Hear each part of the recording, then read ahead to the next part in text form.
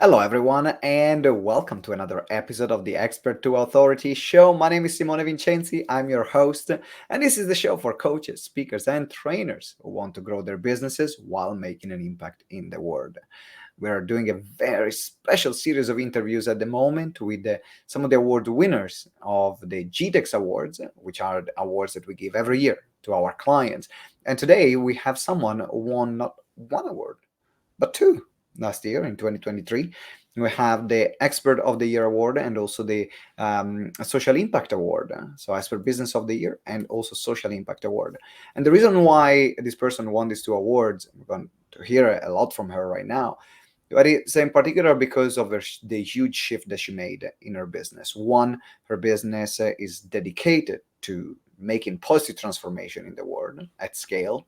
And the second part also is that her thinking throughout the business, because I've been knowing her for a long period of time now, has shifted massively, in particular in 2023. So we are going to look at what made this shift possible. So with this said, welcome Sian Young to the show. Welcome, welcome, welcome. Hi, it's really good to be here. Always nice to spend a bit of time with you. Yeah, and congratulations, two awards. So first of all, when you saw that you won two, what was your reaction? I was surprised. I was like, okay. Like I said, I had my head down working so hard last year that at the end of the year, it kind of just popped up at me like, oh, wow, I've been noticed for what I'm doing. Didn't expect it.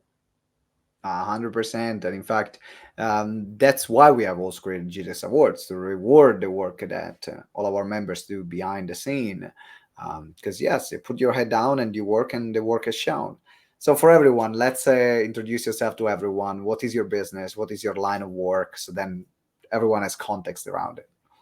Okay, so I'm Sian Young, and I'm the co-founder of Center for Sustainable Action and SDG Assessment app. So basically, the center is the human element, and the app is the digital and verification. So we created a cooperative center for SMEs and entrepreneurs to build sustainability into their life and business. And as we were building it, we realized that they needed a tool. And thankfully, like I've been entrepreneur for many, many years, and I'm very visual. And my co-founder has got 12 years research in sustainable business strategy. So I helped transform that strategy and research into an easy, accessible app for SMEs and entrepreneurs to start reporting their sustainability and ESGs, environmental social governance, and verify that to help them get contracts and help them get better funding. Um, yeah, so that's what I Yeah. do. And last year, your entire vision and execution as well had it made a huge leap compared to the years that, because it's not something that you developed in a year. We had many conversations. It was something that has been on for a number of years. But last year there was a big jump. What made that possible, in your opinion? I think you'll smile when I tell you though, because I was always trying to do this business to make the money to do the one I was supposed to be doing, right? Like I had on my heart the dream to make the center from a sick bed in 1991. I dreamed it and I drew it, but I was scared of it because I was like, it's too big, can I handle this? And I got scared. So I set up a pole dancing studio, won a couple of awards, run that business for 7 years, went on and become a coach, was like trying to hustle up my coaching, and I was just trying like all these things. And every now and then people like you would come into my ether and they would say to me, why don't you set up the dream? You know? And I was scared of it. And I just went, I'm just doing it. I'm just going to jump into that role. And I just started doing what I'm supposed to be here doing, which is the center and the app. So, and that clicked everything in place. Hmm.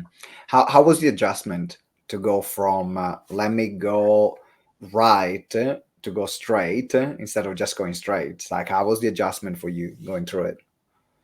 I think it was a case to take a deep breath and jump because you've been trying all these other ways and they're really not clicking.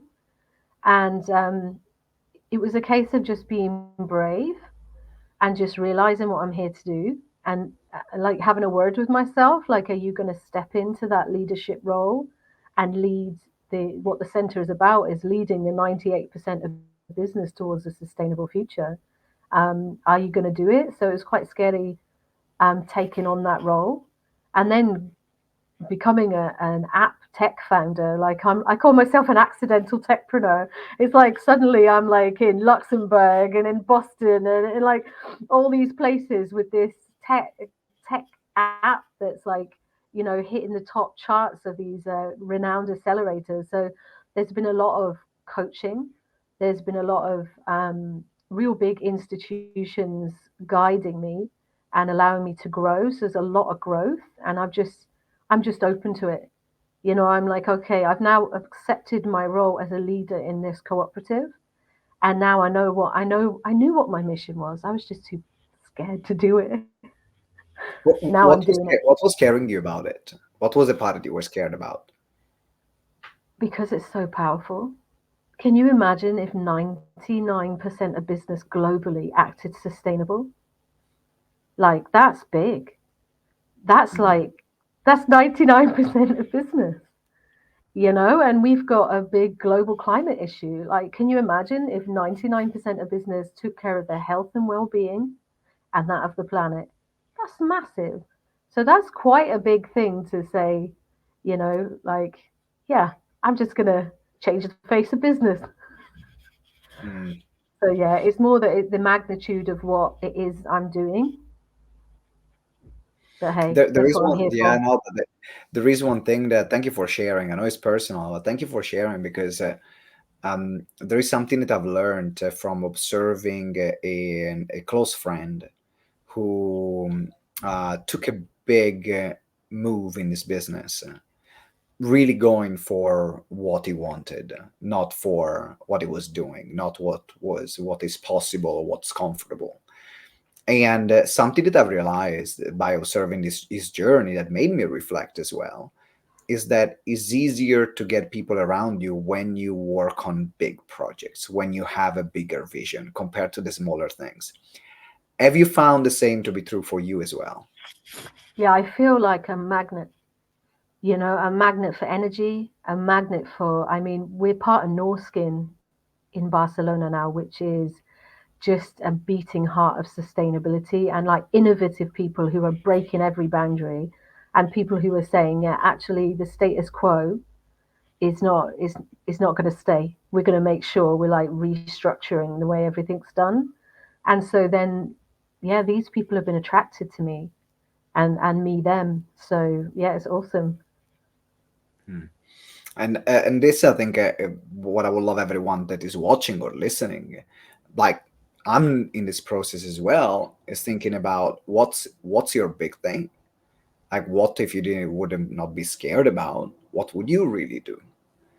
Because that's often the thing that will rally people around you the most. I found because people are excited about building on projects that maybe they are not even realistic, so maybe they are bigger, maybe they don't know how they're going to get to happen, but that's what creates the energy around something. What was Well, yeah, go ahead. well, to be honest with you, the cooperative business model, like, it challenges me. It's like when I calculate profits, I calculate giving profits away before even establishing the amount of profits I want to see. I know the percentage that is going to go towards active entrepreneurs who are fighting for sustainability as well.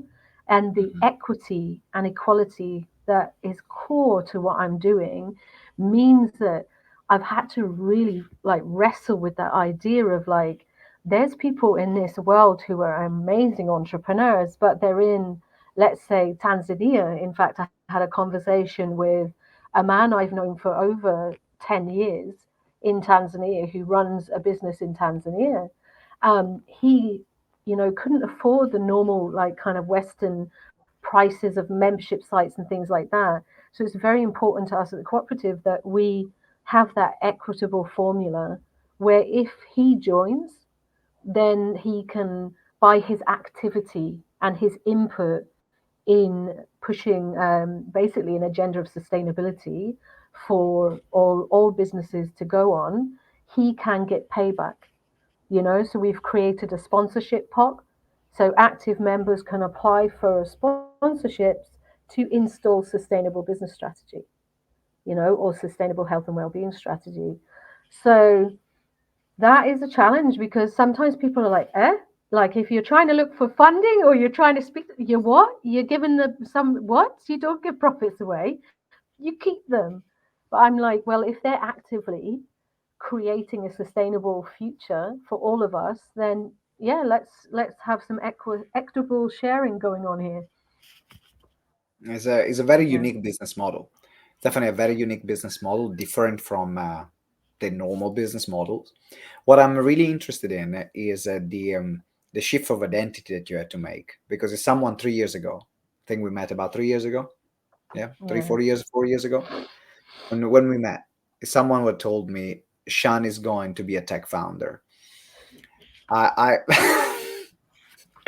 no way, no way. So, how was your identity shift last year to actually embrace that and embody that? Because if you think about the amount of recognition that you have, the amount of prizes that you won, awards, accelerators that were interested in your app. I mean, we're talking about a large amount here. That's why the award. Uh, so how Yeah, was and we that ain't done embracing? yet. Oh, Simone, we ain't done yet. How was embracing that change of identity though? The thing is, I don't feel like it was a change of identity. I feel like when I met you, I just had a baby. I was still breastfeeding. I was like mushy brain lady. I And I'd remember. not met you before I'd had that baby, right? And also the change of identity from my homeless story, from before, like being someone who had survived homelessness and had fought through so much adversity. No longer did that become my story. And some of working with you helped me realize that my audience, that story didn't resonate with them because it's too full on. Like people were just like, they didn't know what to do with it. So then I put that story on the shelf in the form of a book. I'm like, okay, put that there. And then obviously my brain came back after breastfeeding.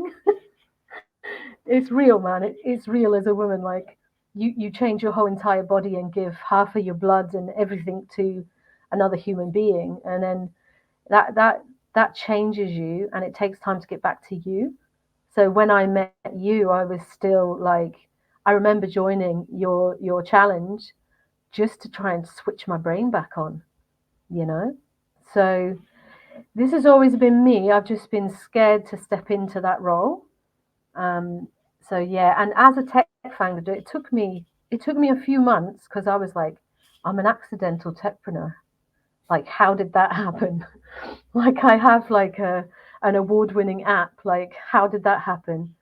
And it happened because of a team, right? Mm. It wasn't me on my own. Like, my husband, who's my co-founder, his research and his mind are very amazing.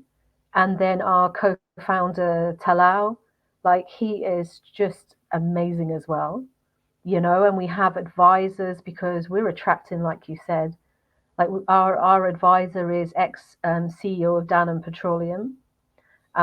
We have like a cyber architect who has worked for Google.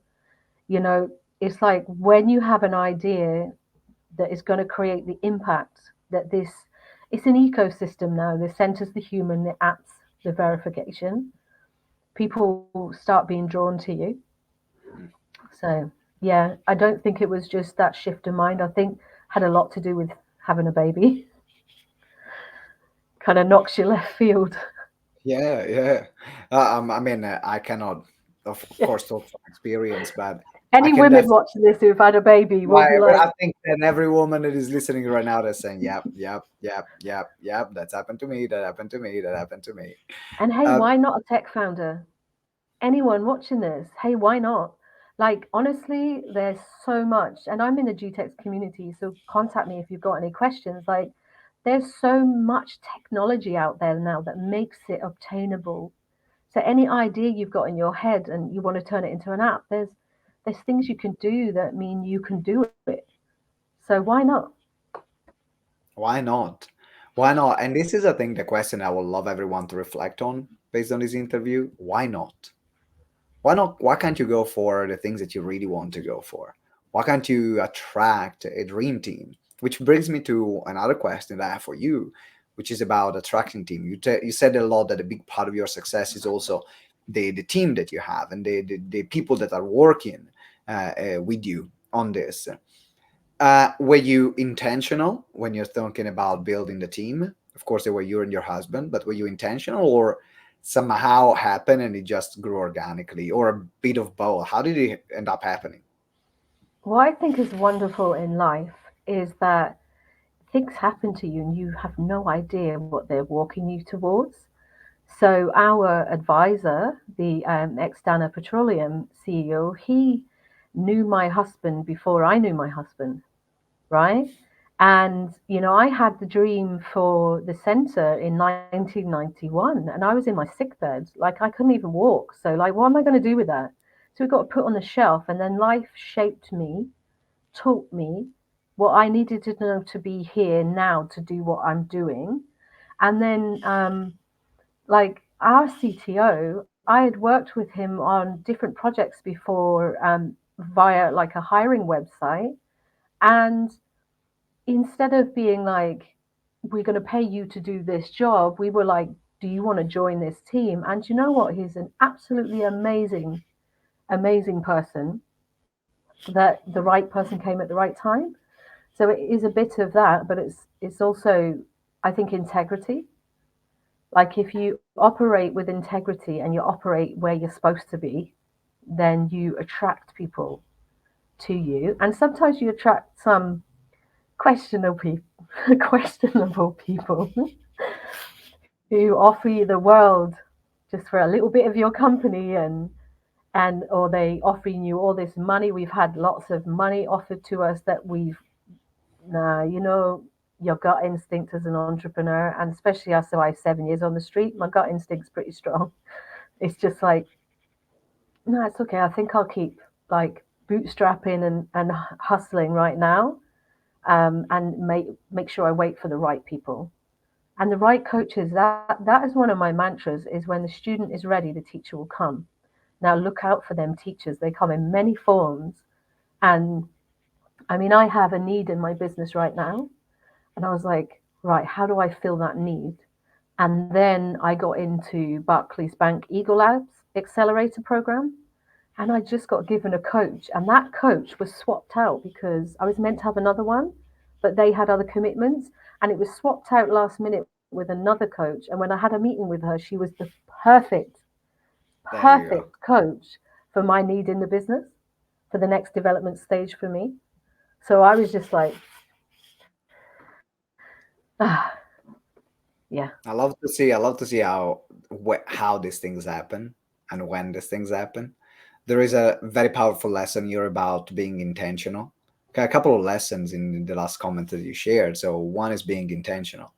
You said I got this need in the business. Who do I need? Who can help me and support me? So you were looking for that support, and then that yeah. support appeared. So this is a great reminder for everyone to be clear about, okay, what kind of support are you looking for? Put it out there, because somewhere, somehow, it can just come into your life. Another thing that you said is about also the conviction that you have in your own beliefs, in the project that you want to create, and not selling yourself for the accolades, selling yourself for money, because unfortunately, and there are, when you're into the business world, there are some situations where can be it can be tempting to get off your moral values. So okay, I'm compromising this part in order to get what I really wanted to have. But now that becomes compromising the core of who you are, some of the strongest belief that you have, then Not worth it. right, it's not worth it. It's not worth it. And we can see many situations where, few situations where I gave in and it turned out actually to backfire. But the lesson for me was, if something doesn't feel right from the beginning, if you're not Well, that's a good aligned, team as let it well. go. you have a good team, right? I've met a few of them, obviously not all of them, but the people you have around you are a good team, and I love your personality and the way you are, right? Like totally entrepreneurial, right? And um and i'm i often say I'm a little bit similar because I love that new tech thing, and I just like can move fast, but I need that team, and I can make decisions and I know because I have a team, I can't just make decisions on my own because they affect everybody. Yeah. So then I have to take a breath and I have to go to my team. And then that excitement, that grab, that is entrepreneurial kind of personality, then it gets tempered and advice comes in and thought comes in and processes come in. And then you maybe don't grab it anymore because it Mm. didn't work out like it was going to be right for the team, for everybody. And that is brilliant to have that team behind you, helping you not be like shiny penny, wily coyote entrepreneur everywhere, you know? 100%. 100%. I got the last two questions before wrap up. One is how did GTeX support you? I was looking at last year in particular, or over the years, to get to this point. What did you find that was the most valuable for you that you got? What I get most valuable out of GTeX is starting that journey when I was breastfeeding and all the messy iterations of growth that has happened, the clarity that I've got, like I've had to keep going over your content, keep going back, keep going over it, and then like just the community that's there that I can tap into. I haven't done a lot of it lately because I've been like crazy building, but you've always got some mastermind on, or sometimes just when I need it, you're like, right, we're going to do an implementation session, and I'll jump on just to have that accountability to sit there and do it, on a task that I've got. So there's lots of ways, and I really, like I said, I like your style, I like who you are. I'd love to hear more about Brazil, and the journey and evolution you go on, your Mm. team as well, and Michelle. There's so much there. There's so much like smart, savvy entrepreneur guidance. So that's what I like about GTEX. No, appreciate your words, and definitely, I mean, when you came, even if you were breastfeeding, I gotta say, you were like the one of the most active members, I think the most active member then in that group. You embraced it. You embraced Jesus from the beginning, and we embraced you, and it was like, okay, we are a great team. We are a great team. So I'm looking forward to seeing the future successes that you're going to have. And Me which too. now brings me to my last question, which is what's next for you, and how can people find out more about what you're involved in? And So I did pass my current offering to Wang, so to put with this video. But basically, we run a Sustainable Development Goals Masterclass, which is SDG Masterclass. And we had 340 people sign up for it on LinkedIn. And it's a really good masterclass. So I'm offering that now, and access to a beginner level membership site so people can start their journey into sustainability. We've got interviews with global sustainability leaders in that membership site, and we'll be adding more each month. So basically, that is the opportunity to start to get to know us and to get to know sustainability. So I would say there. Hopefully, the link goes with this post. You can also catch Sian Young on not Facebook. I'm not on Facebook much. It's LinkedIn that I hang out most. all right, That's so what's on next. LinkedIn, yeah, so go on LinkedIn. There will be the links, all the links that we're talking about. They are in the Yeah, show notes. So if you just yeah. scroll down, you will see the link to the masterclass. and also the link to Sean's LinkedIn profile and their website. So then you can find out more and be involved, in particular if you are in the sustainability space. If you're involved with companies in the sustainability space as well, or reach out, be part of the movement, be part of this change, because definitely the business model that she has is definitely revolutionary, very different from a lot of other community business models that are out there. But also there is this big mission in which we are in, which is actually saving the planet. Let's say it as it is. Otherwise, That is our little home. chestnut. Is our home. Is our home. We gotta take good care of it. We gotta do something about it. So big believer in the mission. Shana, any final words before we wrap up? Yeah, I just want to say it's not just if you're in a business in sustainability. This is for any business who wants to future proof themselves. Because, for instance, one of our members went from 50K funding to 250,000 in 8 months. He's one of your communities, Samuel at Mm. Soul Haven, and that was from a report that we wrote for them. And so, if you want to get corporate contracts, you're going to have to really think about how do I start proving my sustainability matrix. So this is a chance for you to just take a gentle walk towards that. We have the tools and the education to help you do that with success, so that when it's time, when it's a law that you do it, you'll already be ahead of the game. There you go. There you go. So, ladies and gentlemen, everyone, Sian Young here. Make sure you check in the show notes all the links. Sian, congratulations again. And Thank you. as usual, it's a pleasure having a conversation with you. For everyone else, until next time, remember that together we grow exponentially. Ciao.